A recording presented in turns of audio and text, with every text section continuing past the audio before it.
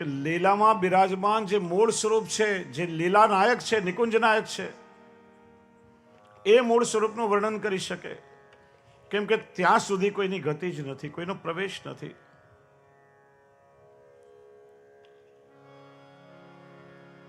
અક્ષર બ્રહ્મ સુધી, મોક્ષ સુધી, બ્રહ્માનંદ સુધી આવીને બધા અટકી ગયા,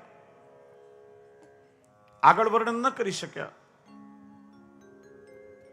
વેદની શ્રુતિઓ પણ પ્રભુના નિત્ય લીલાધામ પાસે આવીને અટકી, કેવા લાગી, નહેતે નહેતે ન ઇતિ ન ઇતિ, અમારું સામર્થ્ય નથી કે ના ગુણગાન ગાઈ શકીએ. તો શ્રી ગુસાઈજીએ અસારવાના ભાઈલા કોઠારીના જમાઈ પરમ ભગવતી ગોપાલદાસ પર કૃપા કરી અધરામૃત ચરવિત તાંબુલનું દાન કર્યું અને નિત્ય લીલા ધામની સમગ્ર લીલા એમના હૃદયમાં પ્રગટાવી. પ્રથમ આખ્યાન તમે જુઓ, ત્રણેય સત્રમાં આપણે અહીંયા દર્શન કર્યું સંપૂર્ણ આખ્યાનનું, જેમાં સમગ્ર લીલા સૃષ્ટિ, અક્ષરધામ, ગૌલોક ધામ, એ ગૌલોક ધામની ભીતર બિરાજતા પ્રભુના દર્શન એમને થયા છે. ગુસાઈજીની કૃપા થઈ.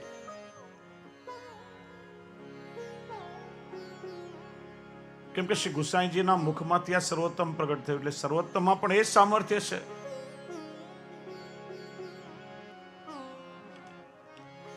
શ્રી ગુસાઈજીની વાણી છે, ગુસાઈજીના મુખમાંથી પ્રગટેલી આ સુધા છે. ગોપાલદાસજીના મુખમાં એ જ અધરામૃત ચરવી તાંબુલ રૂપે પ્રગટાવી, અને એ જ શ્રી ગુસાઈજીના મુખારવિંદની વાણી આ સર્વોત્તમજી છે. કેટલું અદ્ભુત વર્ણન કર્યું. જ્યાં શ્રી વૃંદાવન આદિ અચલ શશી, શરદ રેન બહુ વેશ, વન દેવી પદ કુમકુમ, મુખ સુખ પરસે રંગ વિશેષ.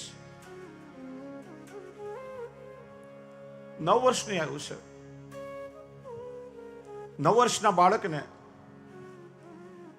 વેદ, વેદાંત, ઉપનિષદો અને સાક્ષાત ભગવદ લીલાનું શું જ્ઞાન હોય? શ્રી ગુસાઈજીની કૃપાથી એક અવલોક ધામના દર્શન એમને થયા છે, જે ઋષિ મુનિઓને પણ નથી થયા. પ્રભુનું ગૌલોક ધામ, ત્યાં કલકલ વહેતા શ્રી યમુનાજી, રત્ન જટિત મણિમય શ્રી ગિરિરાજજી, અનેક વ્રજ ભક્તોની મધ્યમાં બિરાજતા સ્વયં ઠાકોરજી, અનેક કુંજ નિકુંજો, પ્રભુના મહારાસના દર્શન પણ એમને થયા છે. અને એ જ સુધાનું પાન સર્વોત્તમજીના માધ્યમથી આપણે બધા કરી રહ્યા છીએ. ગુસાઈજીની કૃપા છે.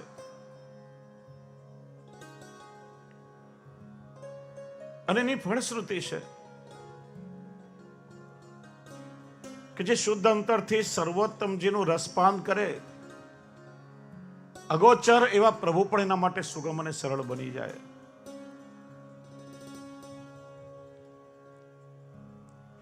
જે કૃપા ગોપાલદાસજી પર થઈ, એ સર્વોત્તમજીના રસપાન દ્વારા પુષ્ટિજીવો પર થઈ શકે. માટે દયા નિજ મહાત્મ્યમ કરીશ્યન પ્રગટમ હરિ. નિજ મહાત્મ્ય, કયું નિજ મહાત્મ્ય? કે ગૌલોક ધામની ભીતર જે પ્રભુની રસમય લીલાઓ ચાલી રહી છે, એ ભગવદ લીલાનો પ્રગટ અનુભવ, એ મહાત્મ્ય.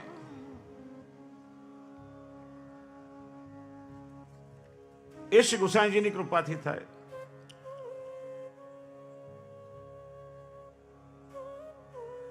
પરમાનંદાસજી જ્યારે પદ ગાયું, હરિ તેરી લીલા કે સુધી આવે, અને આ પદનું શ્રવણ કરી શ્રી મહાપ્રભુજીને નિત્ય લીલાનું અનુસંધાન લાગ્યું. 3 દિવસ સુધી આપ મૂર્છિત અવસ્થામાં રહ્યા છે. કેમ કે 3 સ્થાનમાં પ્રભુનો રાસ છે, વૃંદાવનમાં, શ્રી યમુનાજીમાં અને શ્રી ગિરિરાજજીમાં. એક દિવસ શ્રી મહાપ્રભુજી એક રાસસ્થલીની લીલામાં નિમગ્ન રહ્યા છે. એ જે ગૌલોક ધામની લીલાઓ છે. એને ભૂતલ ઉપર પ્રગટ કરવી છે, કારણ કે એનું વર્ણન વેદો પણ નથી કરી શકતા. મોટા મોટા ઋષિ મુનિઓથી પણ જે અગોચર છે એ નિત્ય લીલાના મહાત્મ્યને પ્રગટ કરવું છે. એટલા માટે વાણ્યા યદા તદા સ્વાસ્યમ પ્રાદુર્ભૂતમ ચકારહિ, પોતાની લીલાના મહાત્મ્યને પ્રગટ કરવા માટે ઠાકોરજીએ પોતાના જ મુખારવિંદ સ્વરૂપ શ્રી વલ્લભને ભૂતલ પર પ્રગટ કર્યા છે.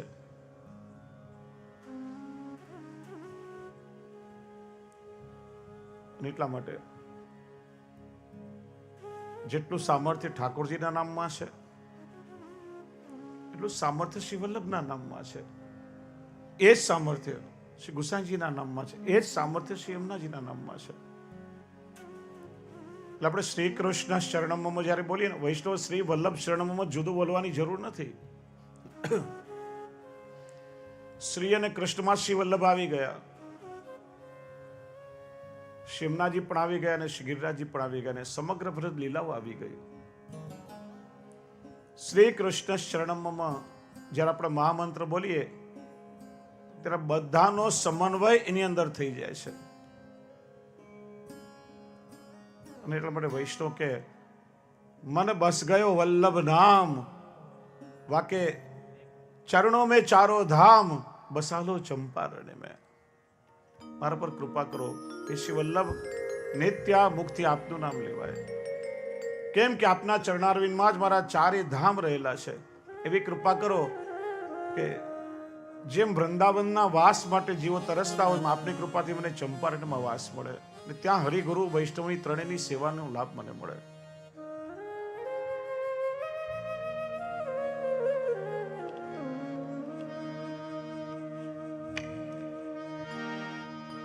मन बस गयो वल्लभ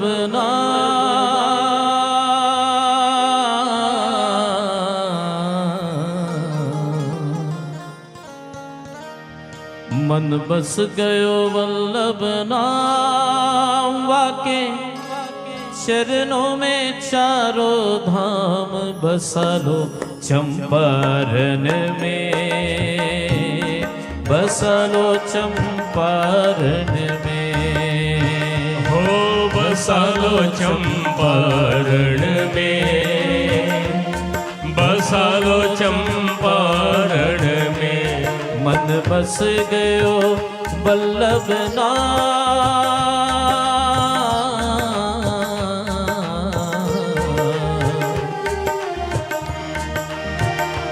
मन बस गयो वल्लभ नाम, या के चरणों में चारों धाम, बसालो चंपारण में, बसालो चंपारण में. बसालो चंपारण में, बसालो चंपारण में.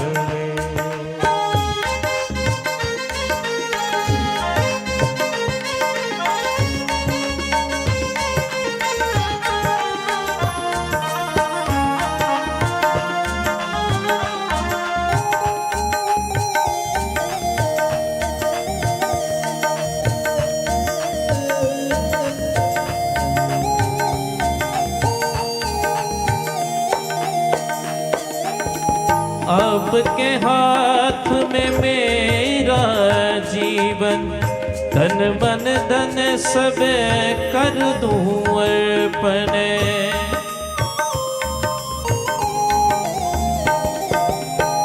आपके हाथ में मेरा जीवन, तन मन धन सब कर दूं समर्पण. मैंने पायो अमूलक धाम,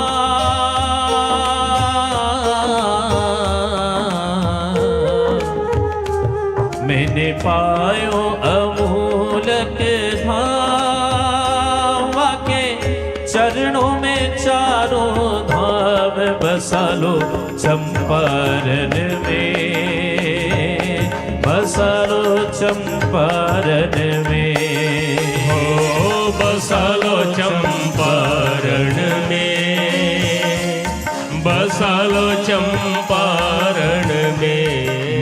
बस गयो वल्लभ नाम,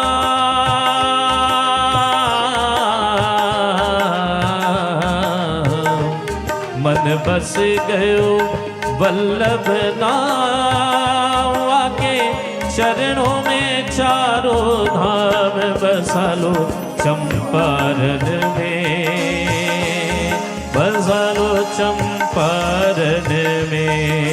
ओ बसा लो चंपारण में, बसा लो चंपारण में।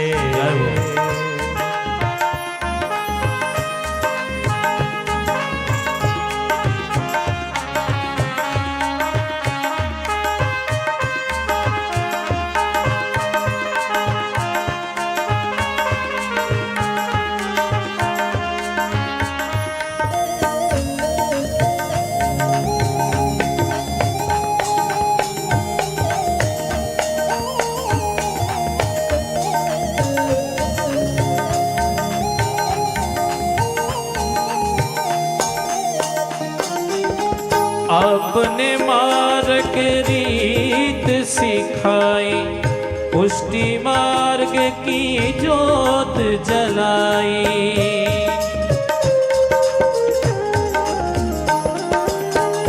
आपने मार्ग रीत सिखाई, पुष्टि मार्ग की जोत जगाई। किए भक्तन को निष्काम,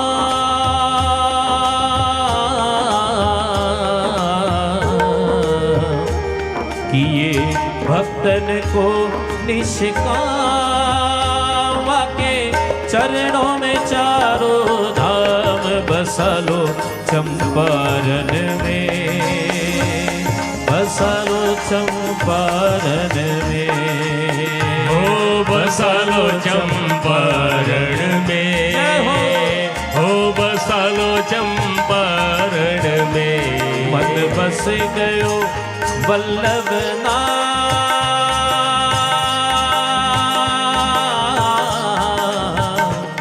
मन बस गयो वल्लभ नाम, आके चरणों में चारों धाम बसा लो चंपारण में, बसा लो चंपारण में।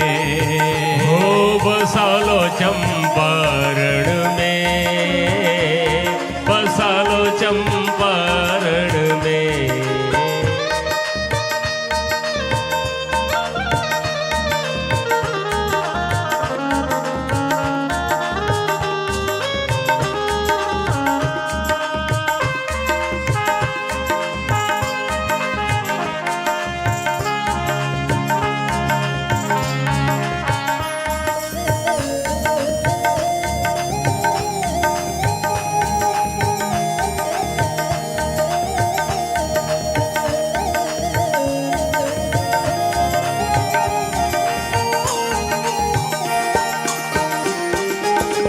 मन की मनीषा पूर्ण करना चंपारण से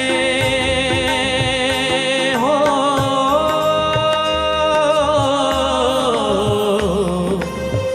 मन की मनीषा पूर्ण करना चंपारण में निवास है करना।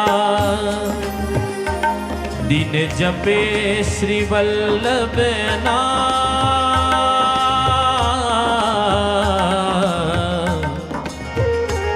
दिन जपे श्री वल्लभ नाम, आके चरणों में चारों धाम बसा लो चंपारण में, बसा लो चंपारण में।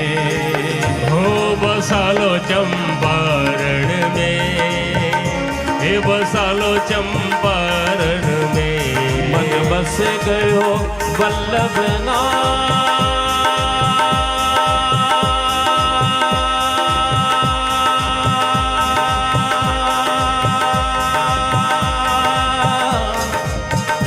मन बस गयो वल्लभ नाम, आके चरणों में चारों धाम बसा लो चंपारण में, बसा लो चंपारण में।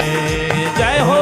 बसा लो चंपारण में, हे बसा लो चंपारण में, बसा लो चंपारण में, बसा लो चंपारण में, बसा लो चंपारण में, हे बसा लो चंपारण में, बसा लो चंपारण में, बसा लो चंपारण में, बसा लो चंपारण में, बसा लो चंपारण, बसा लो चंपारण, बसा लो चंपारण, बसा लो चंपारण में। બોલીએ શ્રી વલ્લભા देश की जय। શ્રી વલ્લભ અને શ્રીનાથજી આ બંનેમાં કોઈ ભેદ નથી।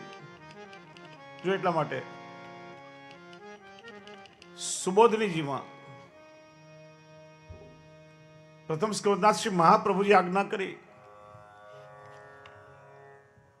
કે ભગવાને સ્વયં વૈશ્વાનર સ્વરૂપ એવા મને ભૂતલ પર પ્રગટ થવાની આજ્ઞા કરી।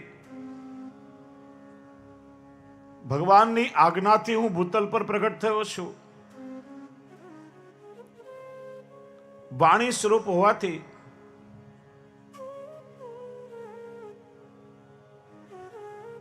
દિવ્ય લીલાઓનું નિરૂપણ શ્રી વલ્લભે કર્યું છે। જો એટલા માટે શ્રી વલ્લભના ગ્રંથોનું જ્યારે આપણે અવલોકન કરીએ, ભગવદીઓ એમ નથી કહેતા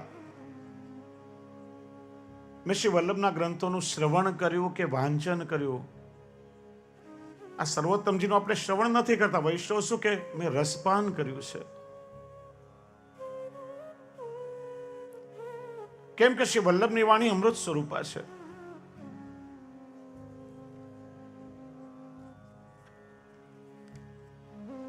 શ્રી ગુસાઈજી આજ્ઞા કરે છે। જો એક પ્રાચીન આખ્યાયિકા છે, મૂર્ધન્ય વિદ્વાન એવા પંડિત શ્રી નરહરિ શાસ્ત્રીજી પોતાના ટીકા આખ્યાનમાં વારંવાર એક વાત કહેતા કે માયાવાદનો બહુ પ્રચાર થયો। ક્ષીર સાગરમાં બિરાજમાન શેષ નાગજીના નેત્રમાં અશ્રુ આવી ગયા।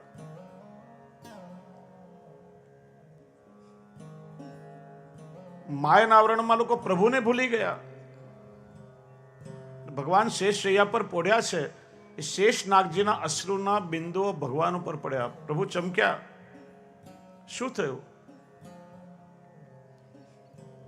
ત્યારે શેષ નાગજીએ પોતાની વ્યથા કહી, પ્રભુ આ માયાના આવરણના કારણે બધા જીવો આપના સ્વરૂપને ભૂલી ગયા અને અહમ બ્રહ્માસ્મિ, હું જ બ્રહ્મ છું એવો મિથ્યાભાસ બધાને થવા લાગ્યો। આ કોઈ જીવ આપનું નામ લેતા નથી તો મારાથી કેવી રીતે સહન થાય?